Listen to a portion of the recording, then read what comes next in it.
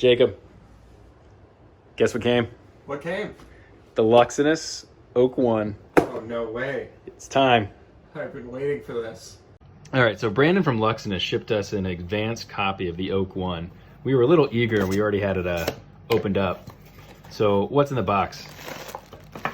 We had a OAK-1 device, and man, is that thing small.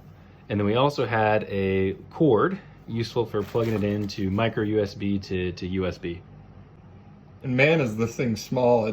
You can see here it hardly spans the width of my palm. And most of it here is the cooling metal so that the device stays cool while it's running. And for a little bit more context here, you can see that the device hardly spans the width of the key to my house. All right, in order to get the OAK device running here, we're gonna plug this USB cord into our computer, and then we're gonna plug this USB-C port right into the OAK, and then there you have it. We have basically Vision in a box deployed onto our computer.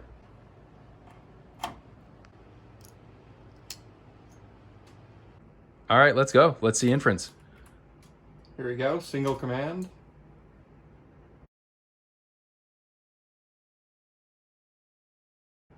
Look at that. Look at that quality. 4K quality, automatically identifying faces. Move the camera around for a little bit. Wow. It's really well done.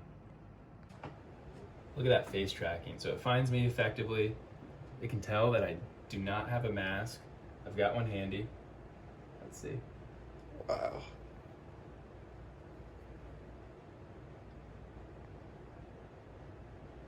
Pretty good. It's pretty good. Really clear picture. Mm-hmm. This thing is well done.